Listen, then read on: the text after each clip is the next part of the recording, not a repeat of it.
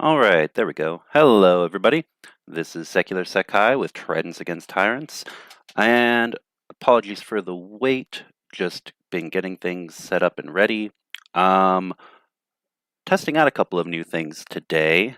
Put up a short, just a small one, the other day. First time in a while. Gonna try to start putting those up more regularly.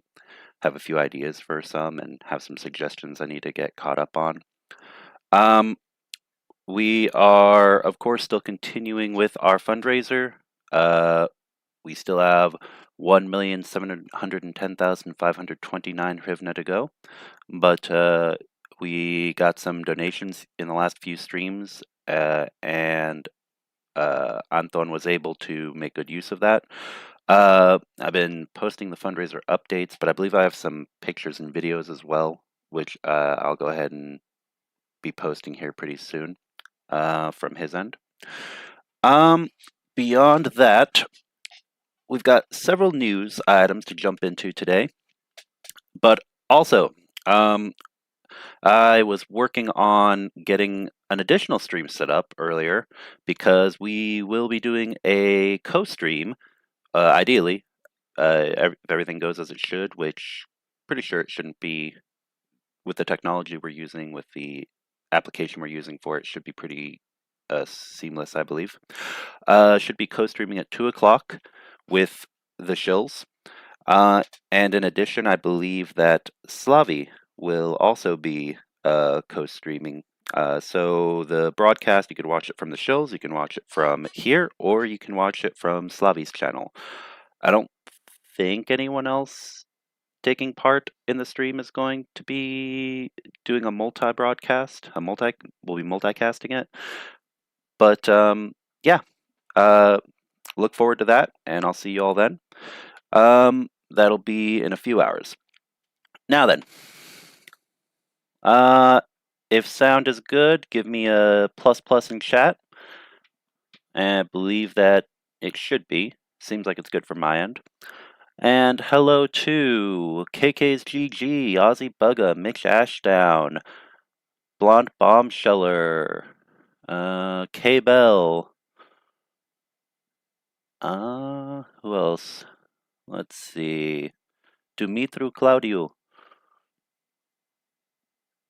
It wasn't me. Amonsky Amarsky. Keith Kane. Alright, C++s. Alright. Oh, is James here? Oh, or maybe it's a different James.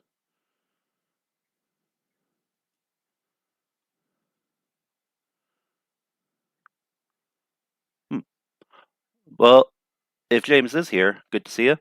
Otherwise, welcome everybody, and let's go ahead and jump into the news. We've got a lot to cover, and also I have another appointment, so we're gonna have to stick to about an hour today. All right, let's get started.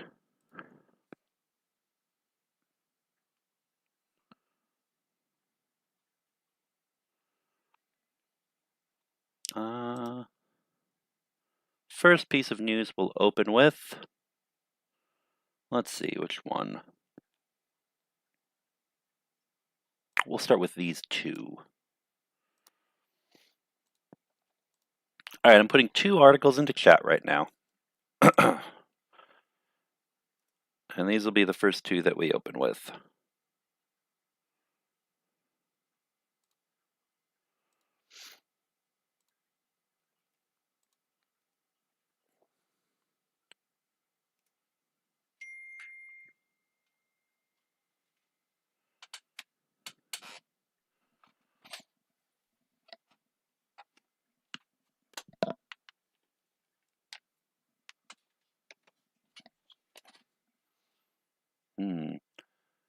Ooh.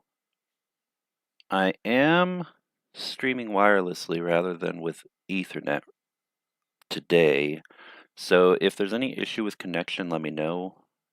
I'll see if I can find a way to take care of that next time if we end up with any lag. But for now, let's go ahead and continue.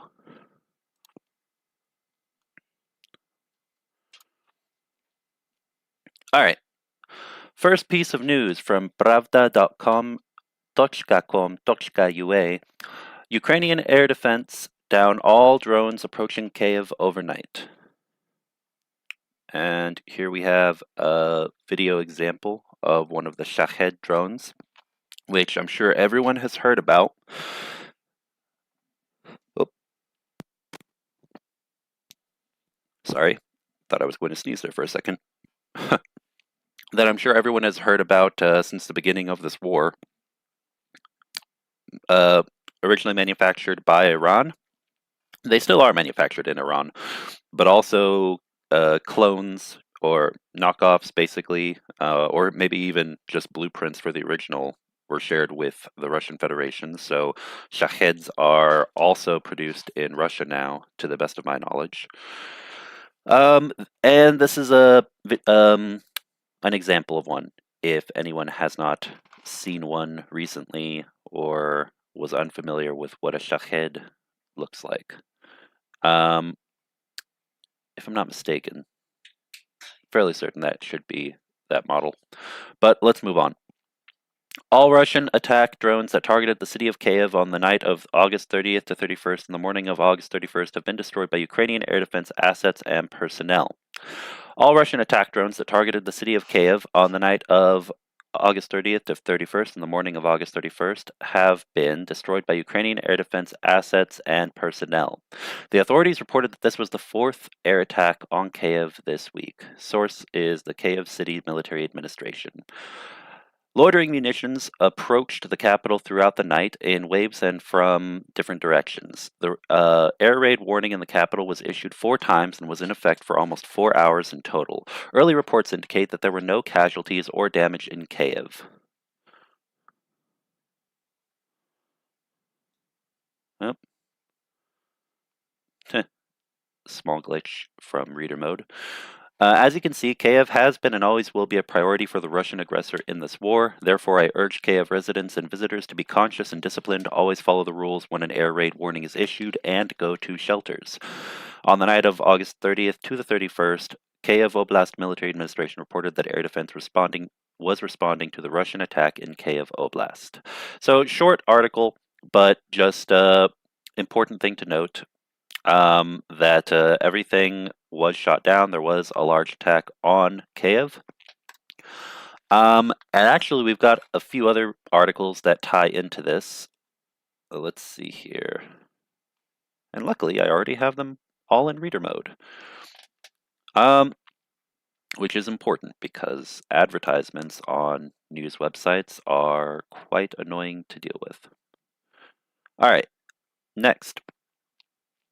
Coinciding with this, on Aviation Day, from UNN.ua.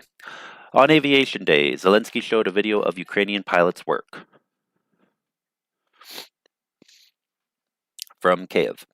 The president of Ukraine has released a video of Ukrainian pilots on Aviation Day. Zelensky thanked everyone who works for the sake of peaceful skies over Ukraine. President of Ukraine, Volodymyr Zelensky, congratulated Ukrainian pilots on Aviation Day and showed their work, UNN reports. Today is Aviation Day, the day of all those who live in the sky. Military and civilian pilots, engineers, technicians, industry workers, each of you defends our country, ensures stability, and does everything possible to keep Russian planes out of our air. I thank everyone who works for the sake of peaceful skies over Ukraine. And also very short, but yeah, it is Aviation Day in Ukraine, so be sure to show support, especially for Ukrainian pilots. The situation in the skies over Ukraine is not easy. Contesting, well, not even air supremacy, just air equality, I guess, or having an equal footing with the enemy when it comes to being able to support ground personnel with aerial support or down enemy fighters and missiles and projectiles.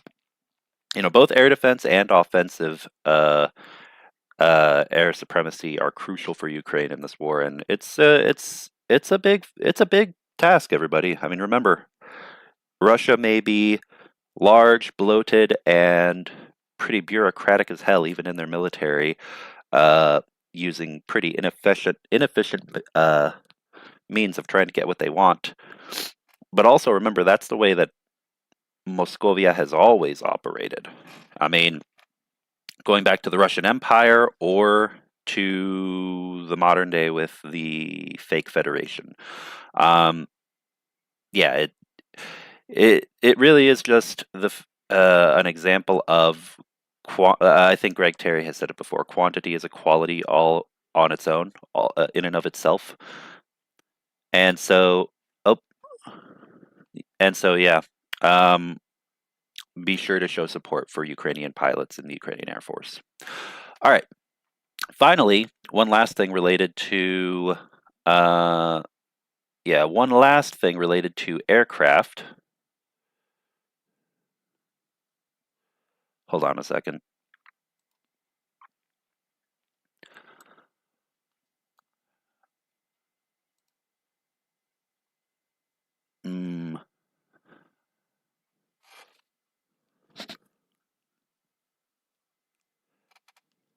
Okay. Hold on. I've got a message that the stream status is poor, and I need to figure out why. Are you guys able to hear me? Am I coming in clear, or is there a lot of lag? Is there choppiness? Let me know in chat right quick before I continue.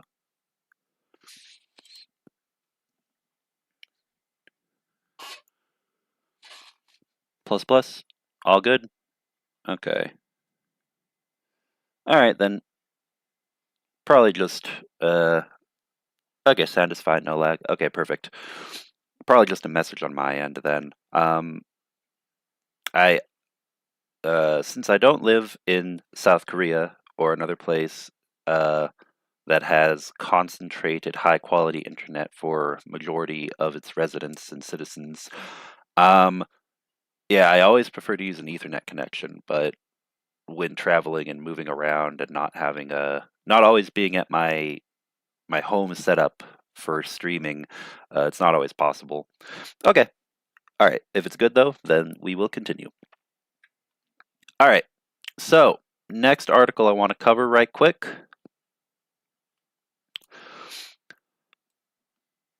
Belarus scrambles jet to destroy Russian drone for first time.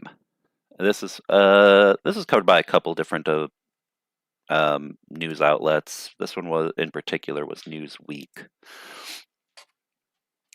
All right, so we're just going to cover this real fast, but I found this kind of hilarious because Belarus wants to pretend like it's neutral, but of course it's so obvious to everyone, including Belarusians within Belarus, that that Lukashenko and his government are anything but neutral, basically Putin's lapdogs. And so this I found hilarious. Belarus deployed an aircraft to thwart a Russian drone, not a Ukrainian drone, a Russian drone that had flown into its airspace, it has been reported.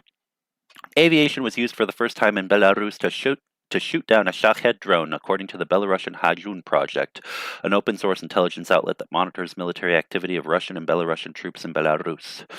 Russia has used Iranian-made Shahed unmanned aerial vehicles, UAVs, also known as kamikaze drones, to target Ukrainian civilian and energy infrastructure.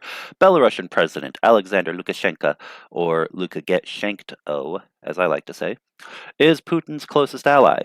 While the Russian president has avoided involving Minsk directly in the full-scale invasion of Ukraine, Belarusian territory has been used to stage attacks. The Hajun project said the Iranian drone had entered Belarus airspace in the Homiel or Gomel region around 3:30 a.m., prompting the deployment of a Belarusian Air Force fighter. Belarus shot down a Russian Shahed drone on its territory with the help of aviation for the first time. According to the Hajun Project, it is reported that on the night of August 29th, during another Russian attack on Ukraine, one of the Shahed drones flew into the territory of Belarus. Less than an hour later, at least two explosions were heard in the Yelsk district, and a bright flash was seen in the sky, the post on X, formerly Twitter, said.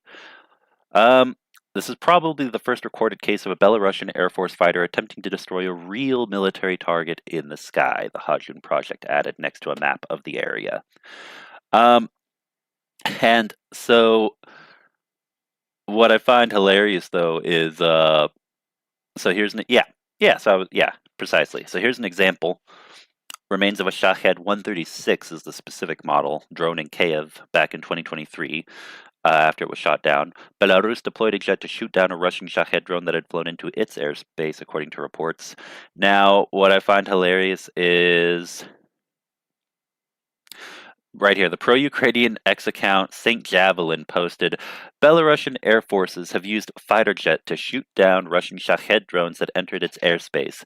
Lukashenko will probably be getting a phone call from Putin.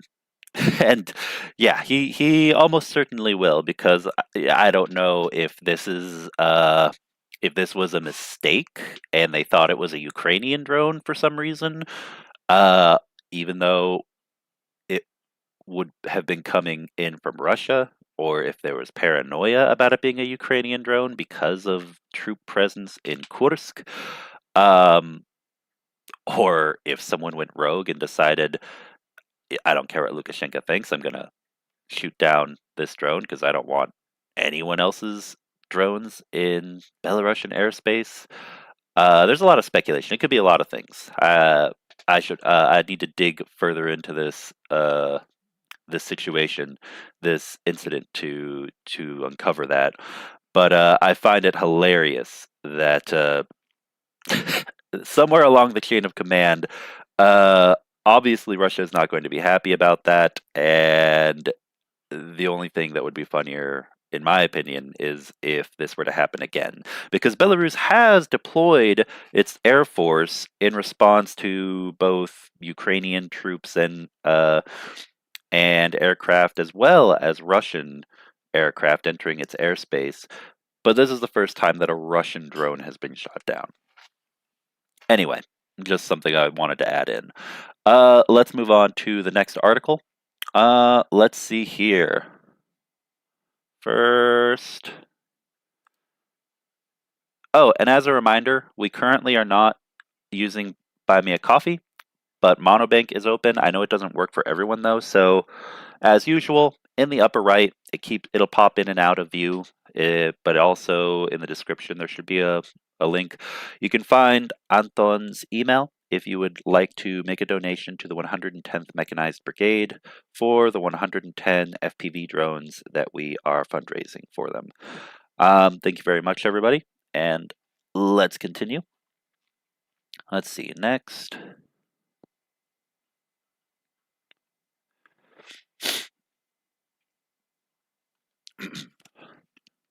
Excuse me.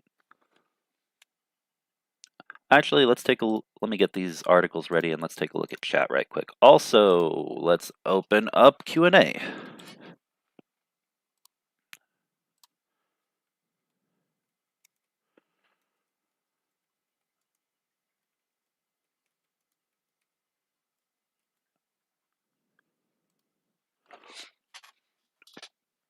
All right, Q&A is open.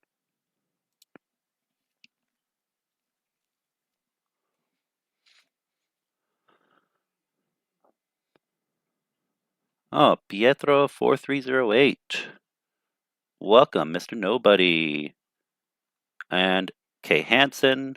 And if I missed anyone else, welcome to everybody. So let's see. My take on this is Moscovia tries to make Belarus look, quote, good as a potential gate to negotiations. I might be wrong. It did happen before. It could be. I mean, it could be Russia involved trying to do some kind of a false flag or, operation just to sow confusion uh, in Ukraine and amongst Western allies regarding Belarus.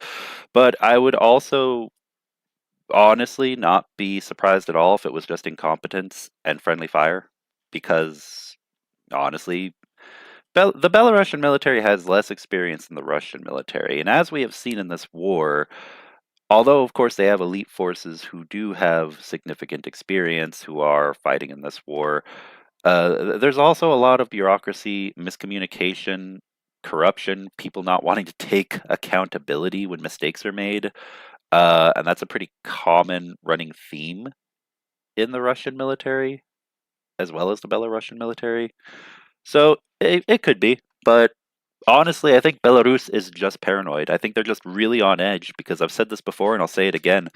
Guys, look at what's happening in Kursk. Look at the also attempts to make breakthroughs from the Ukrainian side into Bryansk and Belgorod. Uh, Belgorod, especially over months, several months, many probing attacks.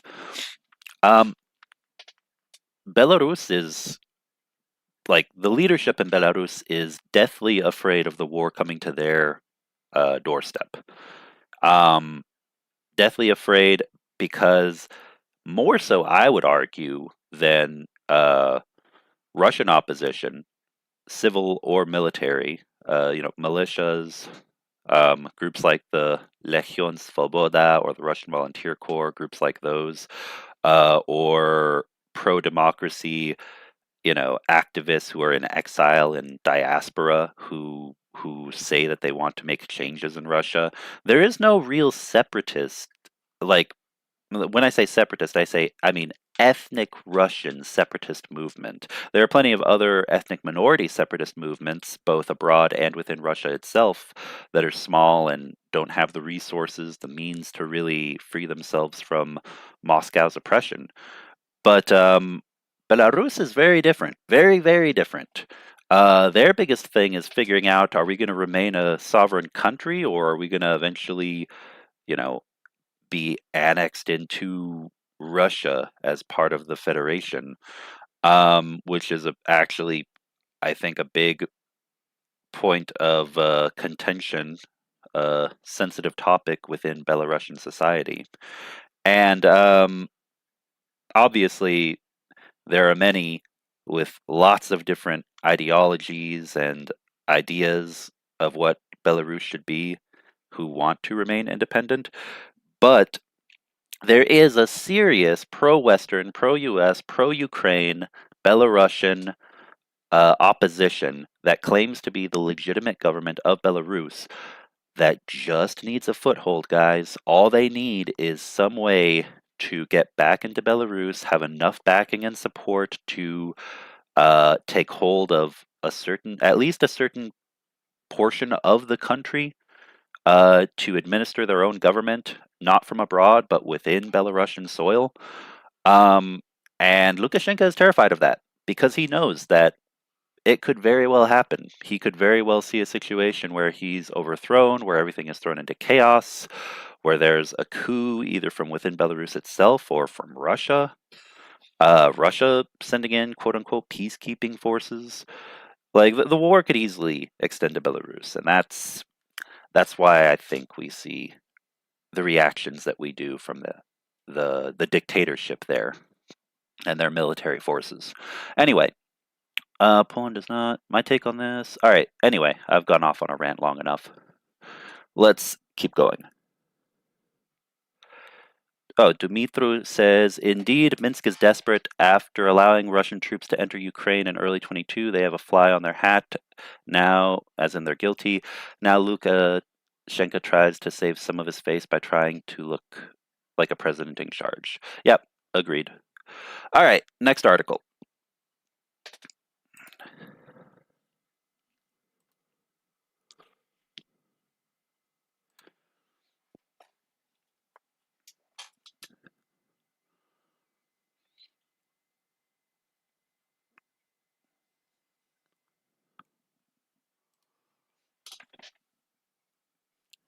I say as I start to get messages at that exact moment. Here we go. Okay, so this is a bit of solemn news that I'm getting here now, but we're going to include it because it's important. All right. From The Guardian, Ukraine war briefing, Russian bomb attack on Kharkiv kills 7, including child in playground. A Russian bomb attack on Ukraine's northeastern city of Kharkiv hit a residential building and a playground, killing 7 people and injuring at least 77 more, local authorities said. Ukraine's President Volodymyr Zelensky said a 14-year-old girl was among the dead. The death toll from the attack climbed to 7 when a woman's body was recovered from the rubble. About 20 of the injured were in severe condition, said the regional governor, Ole Sinyehubov. Ukrainian authorities said the attack involved 5 aerial-guided glide bombs launched from planes in Russia's Belgorod region. Zelensky has renewed a call on Western allies to allow Ukraine to use long-range Western weapons to attack Russian military air bases. A strike would not have happened if our defense forces had the ability to destroy Russian military aircraft where they are based, Zelensky said. There is no rational reason to restrict Ukraine's defenses. Russia said Ukraine fired cluster munitions on the city of Belgorod and its suburbs, killing at least 5 people and wounding 37 civilians, including at least 6 children.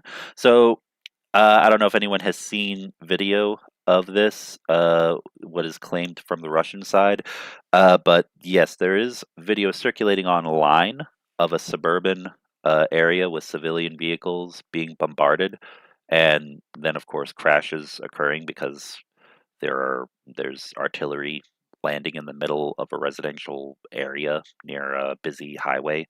And this is supposedly meant to be in the Belgorod region. For obvious reasons, with YouTube's, terms and conditions, I'm not going to show that here right now.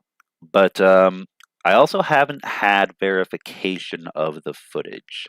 Also, I've heard reports that it was friendly fire, Russian, so Russian troops firing on Russian civilian positions.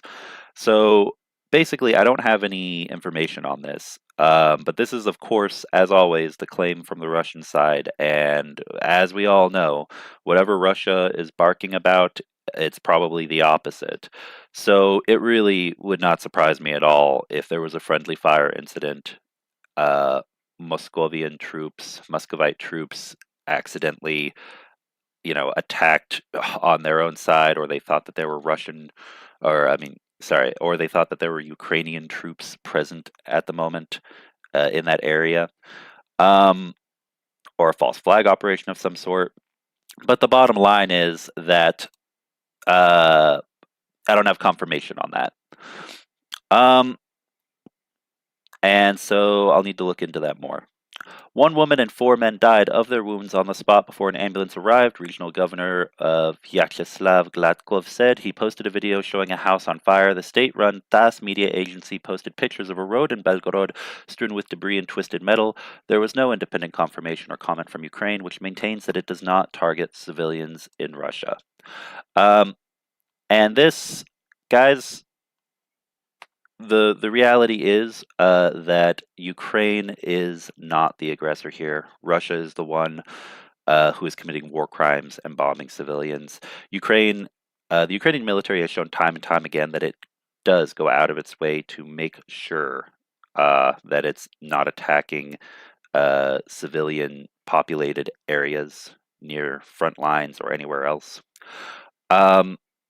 War is a confusing, chaotic time, so any number of things can happen for any number of reasons.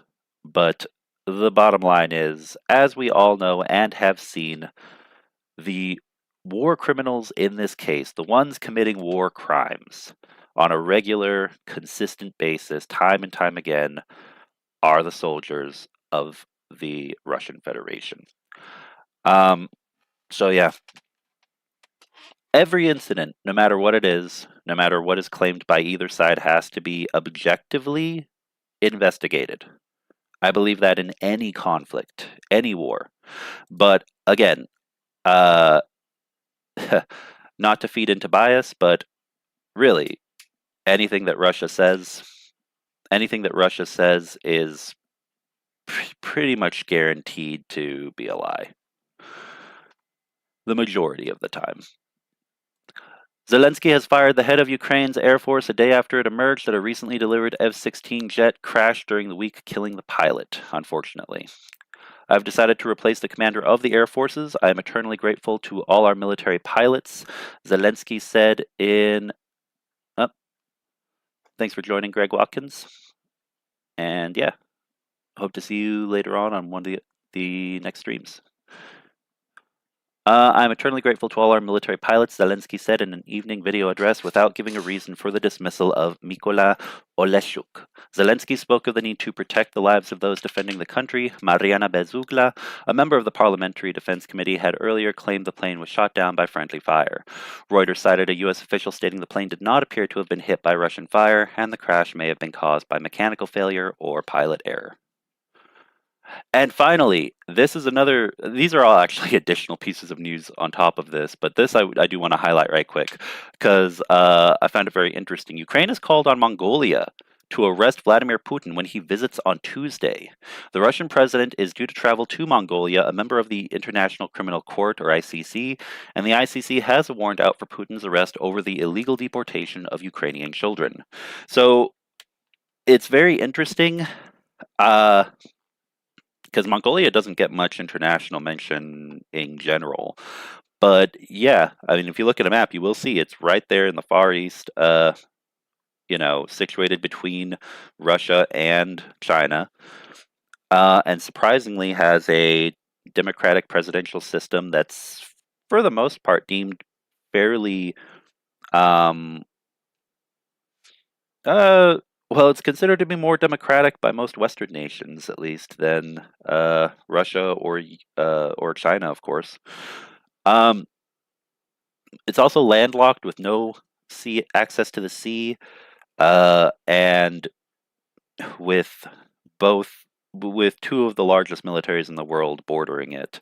Um, yeah, so I for many reasons, but especially for that one, I don't see an arrest happening primarily because it would probably trigger an invasion of Mongolia or certain hybrid operations targeted against Mongolia.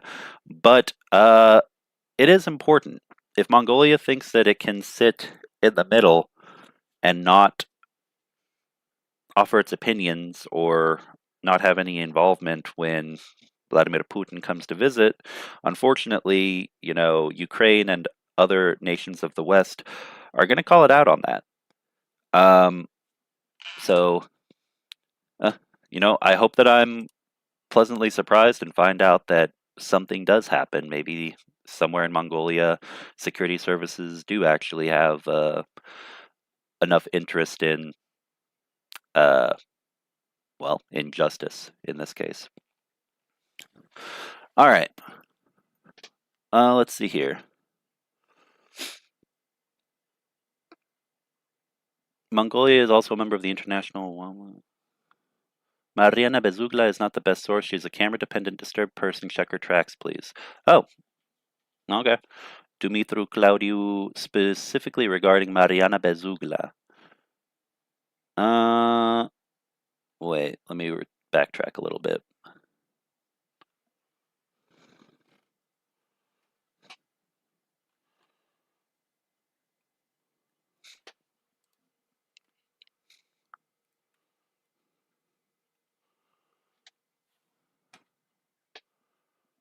Oh, from Ukraine, Mariana Bezugla mentioned here in the article during the portion of the F-16 crash had earlier claimed the plane was shot down by friendly fire. Ah, yeah, I see what you're saying. That's just part of the article. But yeah, there's been no conclusion about exactly what occurred. Uh, she is mentioned in this article by The Guardian, but she's not really the primary focus. Uh, and as it mentions here afterward, uh, a U.S. official stating the plane did not appear to have been hit by Russian fire, and the crash may have been caused by mechanical failure or pilot error. So, yeah, I mean, you've got some people who are, of course, speculating, was it somehow from the Russian side? Did the Russians cause it? Others ask, then others, U.S. officials stating it could have been mechanical failure or pilot error. You've got that person, Bezugla, saying friendly fire. So you got a lot of different speculative claims, but nothing concrete because the investigation is still ongoing. So really, I mean, at the end of the day, we just don't know it. We just don't know yet. All right. Pietro says, I think a fake Putin is visiting Mongolia. It wouldn't surprise me. It wouldn't surprise me if he had some body double going out there for him. All right, let's see here.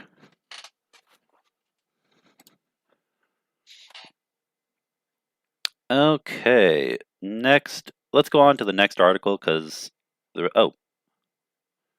wait a second. Okay, I guess we'll finish out the last of these right quick. Russia's military said its forces had captured 3 villages in eastern Ukraine where it is advancing even as Kyiv mounts its own assault on Russian territory. This is something that is ongoing that we've been covering on multiple channels, that, Ukraine is taking territory in Kursk, but Russia is also, of course, pushing more in the east. Yeah. And of course, Russia's goal at the moment is to take over the rest of the Donbass, specifically the Donetsk region. From there, we'll see where things go. But Ukraine needs more manpower, guys. More men, more soldiers, more equipment. Because as we have all seen, they can definitely hold off. They can definitely push back the um, the horde, I guess we could say, of orcs. They can push back Moscovia and Russian armed forces, but the problem is that Moscow just doesn't care how many soldiers they have to throw into the meat grinder. Uh, Eventually, they'll have to start sending more conscripts who are ethnically Russian instead of from minority groups, but Russia's not at that point yet. So, although there has been destabilization, and there has been within Russian society over the course of this whole war, it's not been enough.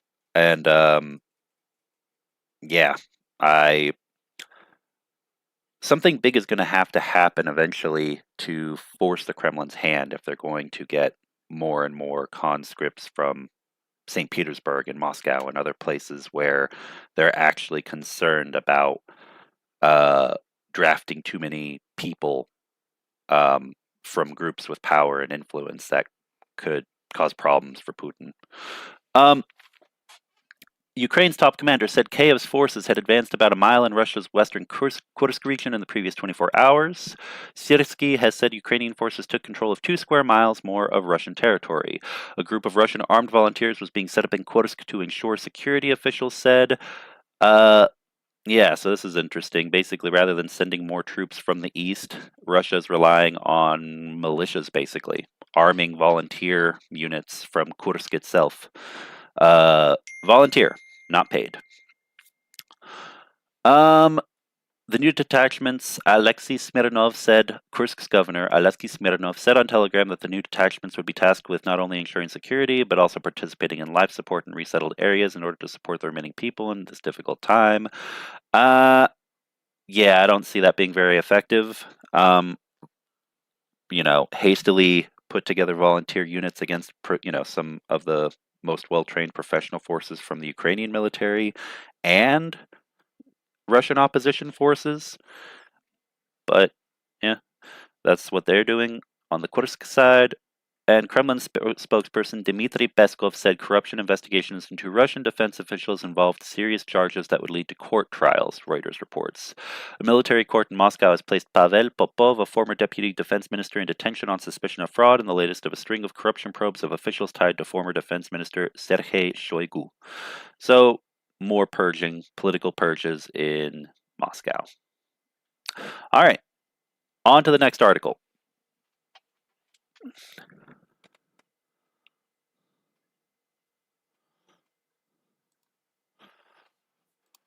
More positive news this time, but of course we have to cover the difficult to discuss stuff as well. So, this we see EU's top diplomat ramps up pressure on Ukraine's backers to permit strikes on targets inside Russia. From independent.co.uk. The European Union's top diplomat on Thursday ramped up pressure on Ukraine's international backers to lift restrictions on the use of weapons they provide to the conflict-ravaged country to allow its armed forces to strike targets inside Russia. The U.S. restricts the use of long-range ballistic missiles it provides to Ukraine, and some EU members also limit the use of their weapons. Ukraine is desperate to target airfields and other military installations inside Russia that are used to stage attacks on its armed forces and civilians. I just want to correct this right quick. Hold on. Military inside Russia. Yeah, precisely. So they need to be able to hit the targets inside of Russia that specifically are attacking not just soldiers but civilians within Ukraine. We're all very aware of this. It's been it's been horrible, guys. We need to lift restrictions on the use of weaponry against Russian military targets in accordance with international law, EU Foreign Policy Chief Josep Borrell said as the bloc's foreign ministers gathered in Brussels to discuss Russia's invasion of Ukraine. The weaponry that we are providing to Ukraine has to have full use, and the restrictions have to be lifted in order for the Ukrainians to be able to target the places where Russia is bombing them. Otherwise, the weaponry is useless, Borrell told reporters. Speaking alongside Ukrainian Foreign Minister Dmytro Kuleba, Borrell condemned Russia's attacks on civilians and civilian infrastructure. Russia wants to bomb a European country into full capitulation, he said. Kuleba said that Ukraine's backers would only have themselves to blame if Russia wins. The success of Russia depends on one thing: on the preparedness of partners to make bold decisions. If decisions are taken, Ukraine is successful on the ground. If they are not taken, then do not complain on Ukraine, complain on yourself, he said. Kuleba insisted that Ukraine only wants to attack legitimate military targets inside Russia.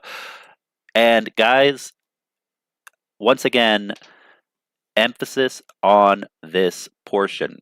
The Ukrainian armed forces are very, very aware of the fact that going after legitimate military targets is the only real option, because, putting the ethical part aside, there's no point in going after anything else, going after anything like civilian populated areas. So when you see anything that's sowing doubt in your mind, are Ukrainians, like quote unquote getting revenge or doing to Russians what Russians have been doing to Ukrainians, just remember that's the narrative that the Russians want to have put in the minds of Western supporters of Ukraine. Whenever you see something like that, I, of course, do say everything has to be objectively investigated, because the truth, whether it's a pretty truth or an ugly truth, always has to be paramount, that people look to, that people seek out. But the bottom line is that we also have to keep in mind the narratives that Moscow wants to push, and we have to keep in mind that, remaining steadfast, having faith in the Ukrainian armed forces, knowing that the Ukrainian armed forces have very much had the moral high ground compared to Russian armed forces in the entirety of this conflict. Just remember that when you see stuff like that, it is very likely to be Russian propaganda or influenced somehow by somewhere along the line, a connection to Russia. All right. Anyway, basically, Ukraine does only target legitimate military targets, is what I am emphasizing here. If we are supplied a sufficient amount of missiles, if we are allowed to strike, we will significantly decrease the capacity of Russia to inflict damage on our critical infrastructure, and we will improve the situation of our forces on the ground, he said. He also urged the West to make good on promises to quickly send military support to Ukraine. We pay for all these delays with the damage and loss of lives, he said. Kuleba called in particular for the rapid delivery of Patriot air defense systems. This is very important. More air defense does need to be delivered sometime soon. He urged all countries who pledged to deliver Patriot systems months ago to finally deliver them. They are there, they are ready for delivery. What is lacking is just the final go, the green light to do it.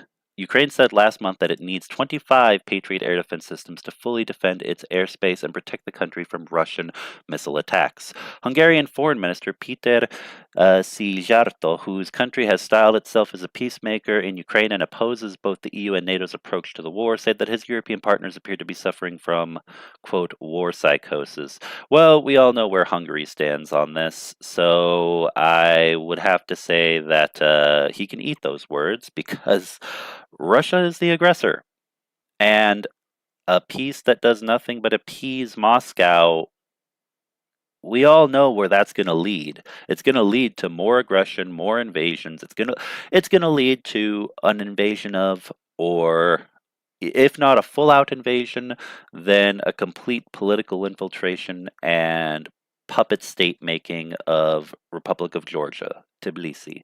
It's going to result in further destabilization and emphasis on hybrid warfare tactics targeted against, for example, Latvia, which has a large, not all, but a portion of the Russian speaking population in Latvia that are pro Putin or pro Russia. It could, if they ever see an opportunities, lead to potential attacks on the Baltic states themselves if NATO is ever seen as weakening, or for any reason by Russia, or if they believe they can take and hold something, and NATO could take it back, but they wouldn't risk it. Playing chicken, I guess you could say.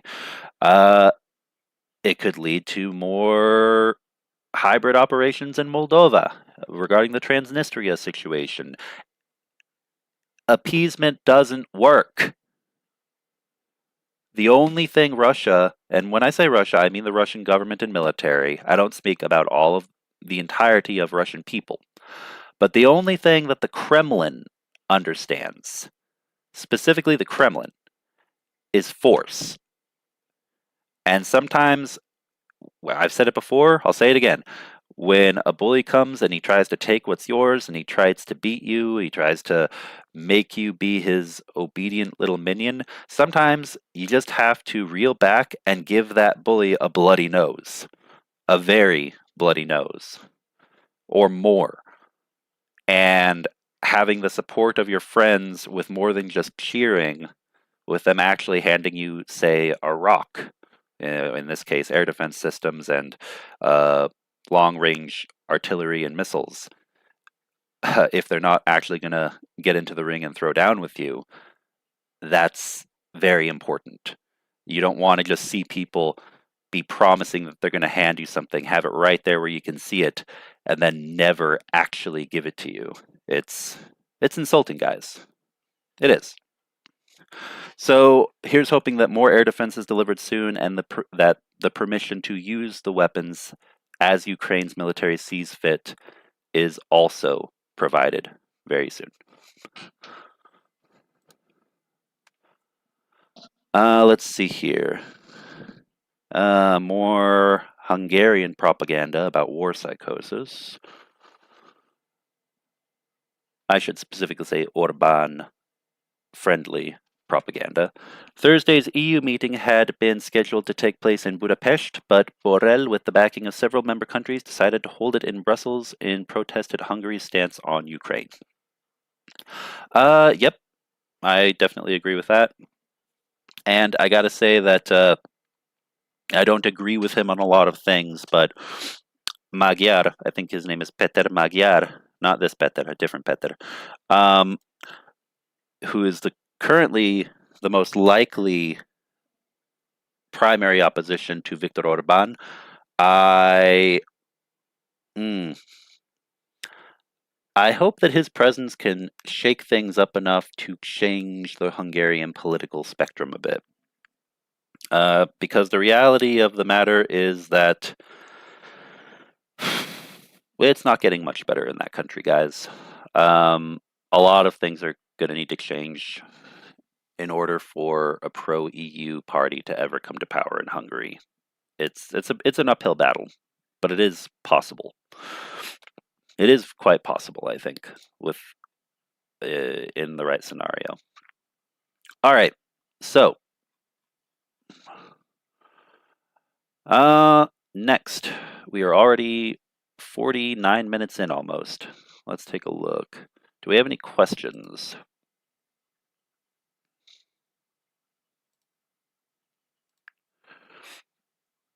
from K Hansen, is there still a 1 million USD bounty on Putin's head? I'm sure there are still bounties on Putin's head. To be honest, I don't know exactly which one you might be referring to. Do you mean one from a private organization, one from a nation state? Uh, well, you know what? Let's take a look.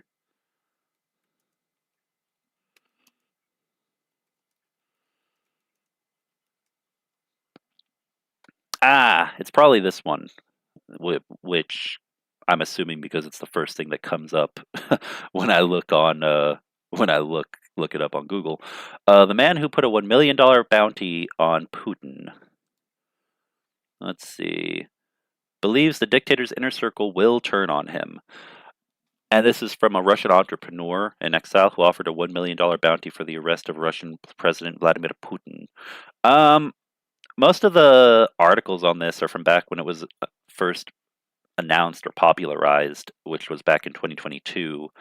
And that was very shortly after. Wow, most of these are from back in March of 2022 that I'm looking at right now. That. Oh, let me also highlight this question in chat. Um, Russian millionaire offers bounty for Putin. I haven't seen any updates about it. I mean, there's a good chance that it is still available. Um, I do see here, not on Putin, but the U.S. government putting a $1 million bounty on a Russian yacht's alleged manager, wanted by the FBI. So I mean, that's kind of interesting. So there are $1 million bounties for more than one individual. I think the one on Putin is still active, but no one's really, for obvious reasons, no one is, taken it up because, well, I'll be completely honest with you guys. Vladimir Putin, I think many of us would do it for free if we could, to put an end to, without I think many would take various actions for free to remove Vladimir Putin from power in Russia, whether that's him being taken into custody or any other event that might occur. But for those who are motivated by money, which is usually the point of putting out a bounty, I don't think $1 million is enough. A million would barely be enough. It wouldn't be enough for you to protect yourself if you needed to hire for the rest of your life security personnel. And if you were expecting that you could do it completely anonymously and just get the money transferred somehow in crypto or unmarked bills, some other anonymous form of payment, that's probably not going to happen very easily. $1 million just isn't enough. It would need, for, I think, for most people motivated by a bounty, it would need to be um, a lot larger of an amount and with guarantees of uh, personal security and security for one's, family or people close to them if they were going to go after Putin for the money. Um, but great question. Basically, I believe it is, but I don't have confirmation. All right, now then, let's see.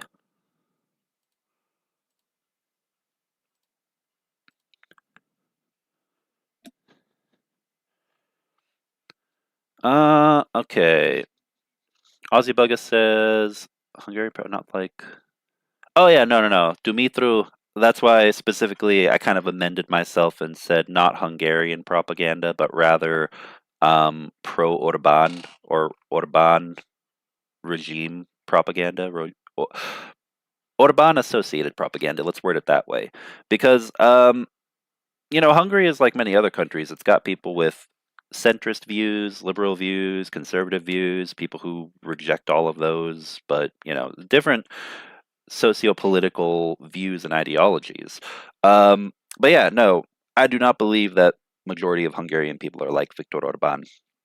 I think that the problem in Hungary is that a large number of people, especially young people, are just apolitical. You don't see a lot of desire or um, work toward.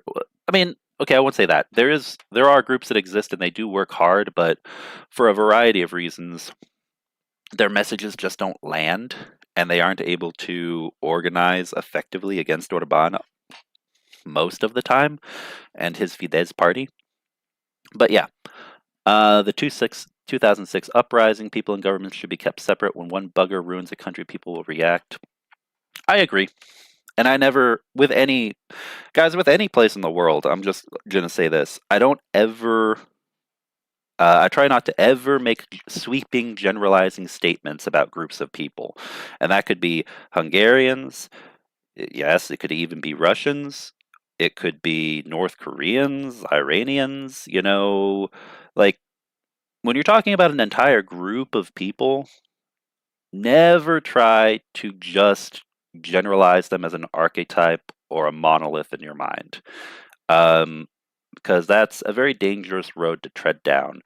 And especially if you're wanting to actually affect change and cause things that destabilize an hostile enemy regime, you have to realize that any place in the world, even North Korea, which is the hermit kingdom, completely closed off, impossible to make connections with people and organize any kind of resistance there, you know, for the most part, right now at least, there's always someone there who could be a potential ally who'd be opposed to whoever's oppressing them. Um, and in a situation like this, where there's just been no significant rise against the dictatorship in Russia, it becomes very frustrating, and people don't want to think about that, but it's true. Look at the Russian Volunteer Corps. Look at the Freedom of Russia Legion. Look at different diaspora groups, some of which Ukraine likes, the Ukrainian government, and likes, some of which they don't really work with all that closely. Um, my point is that never think of groups of people as though they're all the same.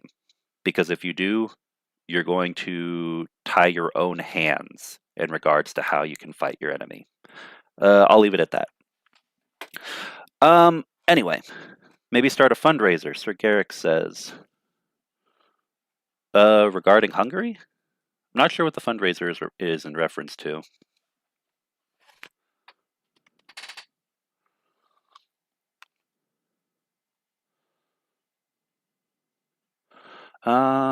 Okay, I'm going to look at chat right quick because we're going to have to stop here pretty soon. So I'm going to maybe pull up one or two more articles and then we will continue.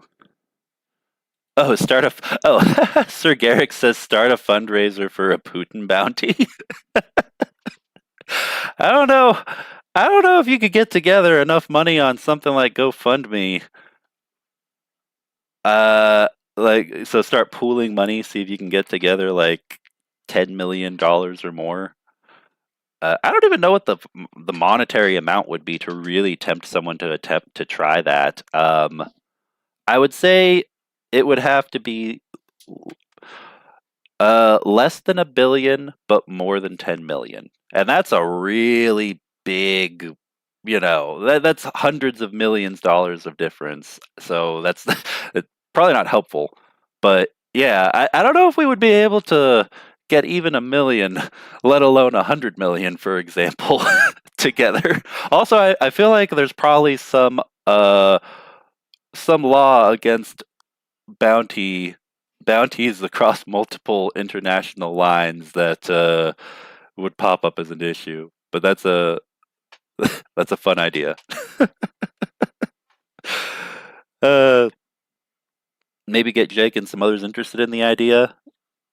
Uh, I like the general idea of what you're describing. I think that if you knew people in the public sphere with connections to different government and military officials from key countries, you could put together a program similar to what you're talking about, but no one would go directly after Putin, unfortunately, for a variety of reasons. Now, if the Russian regime actually destabilizes enough, and Putin is ever forced to flee the country, like what happened with leadership after the collapse of the Soviet Union, um, then absolutely, all bets are off. Um, but as of right now, I like the spirit of what you're describing, but the logistics behind it, the planning behind it, would require contacts um, that have higher security clearance than I do, on a variety of matters. Um, but I do, yeah. I mean, if you get the right people together, it could work. It's just a little hard to do that, you know, among the YouTuber community. You'll need to actually get plugged into international diplomat circles and military circles of different flavors if you ever want to attempt something of that nature. Not saying YouTube or anyone else that I would. This is purely hypothetical speculation. Now then,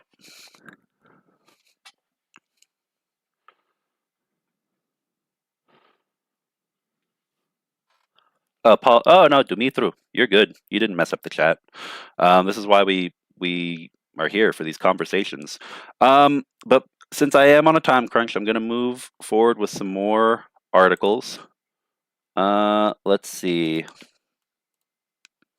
What do I want to close out with? Since I only have a few minutes.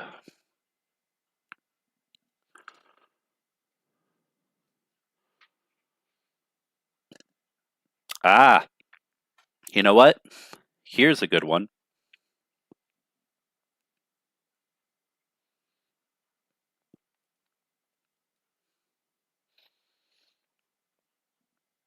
Yeah. Okay. We'll close out on a pretty positive note.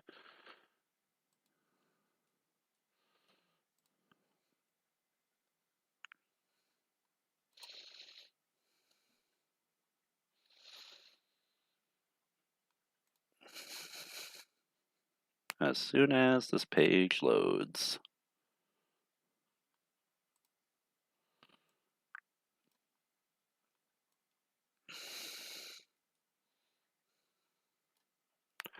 All right, from uawire.org. Putting it into chat.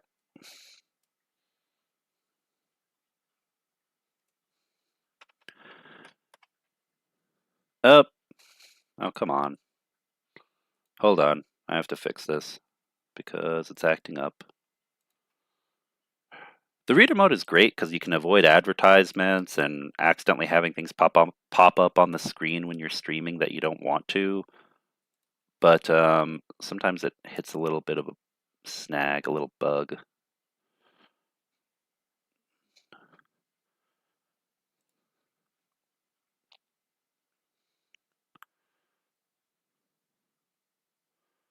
There we go. Up. Kind of. Up. Oh, well, now OBS is giving me a bug. That was weird. But seems to be fixed, so let's continue. All right. From uawire.org, Dutch Armed Forces Commander, Ukraine cleared to use Dutch F-16s on Russian soil. Dutch Armed Forces Commander, has given the clearance. Ukraine can use the F-16 fighter jets received from the Netherlands on Russian soil, said Onno Eichelsheim, the commander of the Dutch Armed Forces. We have imposed no restrictions on the use or flight range of F-16s, provided they adhere to the laws of war, Eichelsheim revealed during an interview with national broadcaster NOS. Eichelsheim mentioned that this policy applies to all weaponry supplied by the Netherlands. The Ukrainian armed forces can utilize them on the battlefield at their discretion, provided they follow international humanitarian laws, which is the key portion. And as I mentioned before, if you see any posts suggesting or mentioning, saying that Ukraine is not following those international humanitarian laws, always, always, always suspect that it is Russian propaganda or foreign news affected or influenced by someone with a connection to Russia. We want Ukraine to win the war and are doing everything possible to ensure that happens, explained the military commander. The Netherlands has promised to deliver a total of 24 F-16 fighter jets to Ukraine. Eichelstein did not comment on how many have already been deployed. The Dutch Armed Forces commander also touched upon the Ukrainian offensive in the Kursk region, describing the operations as brilliant from a practical standpoint. They captured a large area quite swiftly, creating a dilemma for Putin. And I love that description. It is a dilemma because it is a problem that does not have any good solution, really. He pointed out that Ukraine has had to adapt its tactics for Russia, I mean, dilemma for Putin. He pointed out that Ukraine has had to adapt its tactics as the front lines have become static.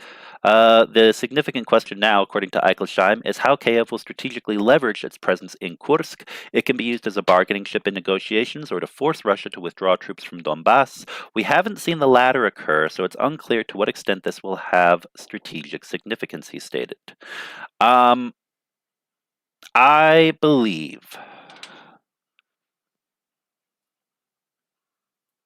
it could go any number of different ways, but how Ukraine proceeds to use this as a bargaining chip of sorts will depend on whether or not there are any locals in the Kursk region who wish to join Ukrainian armed forces within the Freedom of Russia Legion and other affiliated units, affiliated brigades and battalions, to basically establish an alternative to Moscow's political stranglehold of power. If there are enough people, then Ukraine could create a proxy buffer ally, actually, empower and provide resources for a separate, what I would call a free state of Kursk, if you will. If they are not able to get enough local people who actually have an interest, which is a likely scenario because many have been fleeing in the many thousands away from the fighting, then it likely will just be temporarily held by the Ukrainian armed forces as a bargaining chip. So Russia has to negotiate. Russia is forced to come to the negotiating table. Now, anyway, let's continue. I could keep talking about that for a while. Ukrainian forces entered the Kursk region. Oh, that was the end of the article. Okay, then I guess I'll finish out my thoughts on that, which is basically that if Russia continues to push and gain ground in the east, eventually they're going to hit another wall, and I don't think they're going to take the entirety of Donetsk, but they have unfortunately had a breakthrough and are starting to take some more land. They're going to hit another point where the front line becomes static for the Russian offensive in the east. And when that occurs, then Ukraine hopefully will have a large swath of Kursk under their administration, liberated by Ukrainian forces. And then, yeah, at that point, right now, everyone is focused on the east, and everyone is focused on the offensive in Kursk. But there are still more soldiers being trained in the tens of thousands, both outside of Ukraine and within Ukraine. And when those soldiers finish their training, because the quality of their training is important, very important, then they likely will be sent to stabilize the front lines in the east. So what I imagine is going to happen is that the front lines stabilize in the east. The real question is, will Ukraine, after sending the troops they're currently training to stabilize that situation, will have any other additional reserves to mount a counteroffensive in the south or in the east, or to reinforce Kursk if that ends up being a new strategic goal of theirs, to hold on to what they managed to liberate from Russian control in the long term. So Only time will tell. All right. All right. All right.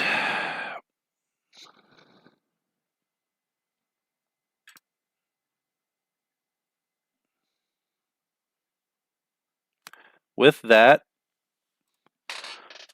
where do we stand? In terms of fundraiser, in terms of the fundraiser, I still need to see about an additional account. Um, assuming things aren't resolved with Buy Me a Coffee. And honestly, that might not be resolved in. We might not have a full answer on what Buy Me a Coffee really intends to do until November or December, with regards to long-term support for Ukrainian accounts. But I would say it's starting to look iffy. The problem is finding alternatives that would work for Anton, for the accounts for donations to soldiers that are actually in Ukraine. So, anyway, once I have another update, I'll let you guys know about that. For right now, I'm going to make a quick donation myself. And then I've got to rush to another meeting.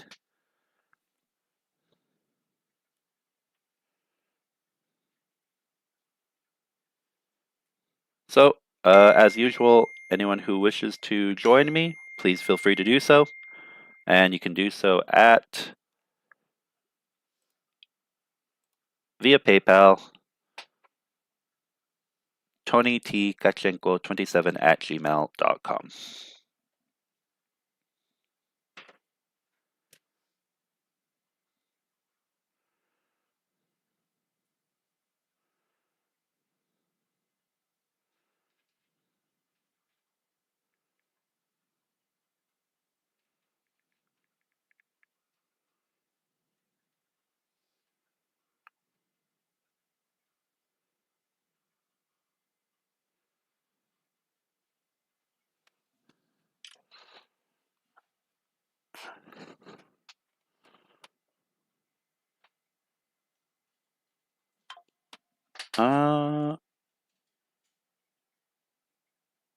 The Dutch proved to be a stable, solid, reliable ally of Ukraine. I can only hope they provided Ukraine with advanced pods for the F-16. Okay. Dutch radars and sensors beat the US ones by a mile. Interesting. Okay. The U block extension. I'm guessing that's probably an ad blocker. Okay. All right. Well, thank you for joining us today, everybody. As usual, we will be back again next week, hopefully with a little bit of a longer time frame. Please be sure to join the show stream at 2 o'clock. As usual, I'll be joining there. However, we will also be streaming from here on the channel. And there will also be a stream from Slavi's channel, who also regularly joins us on the shows for the Ukraine update. So I'll put a link to all three in the chat right now before we close out.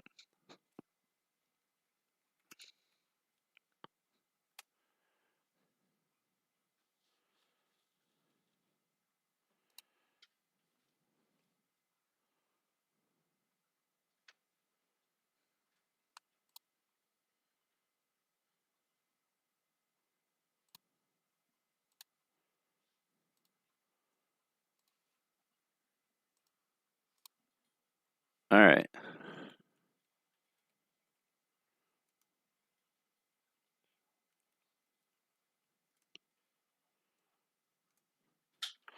All right, so there's the shills.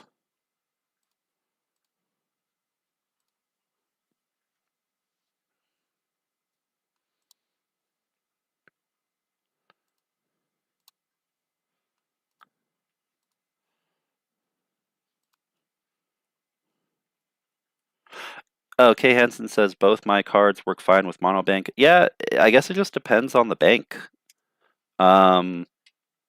I've tried with more than one different bank account for more than one different country, and it's kind of hit or miss. Sometimes it's worked and sometimes it hasn't. So yeah, but that's the big thing. With that being the case, asking people to please call their banks and make sure that it'll work. A lot of people would do that, but a lot of people wouldn't do that also. So trying to make it as easy and as accessible as possible for everyone.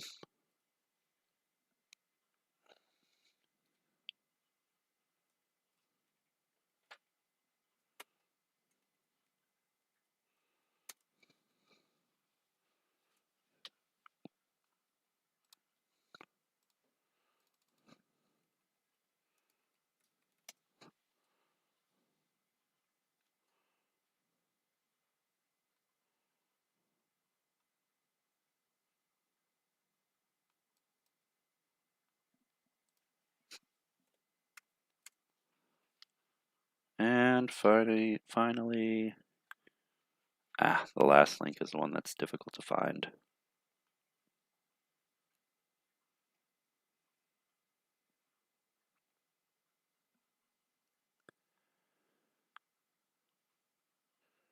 Here we go.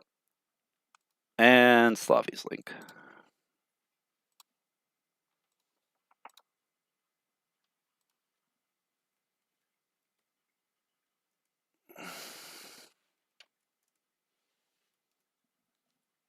All right. Well, thank you for joining us, everybody. I've got to run now, and I will see you all in a few hours.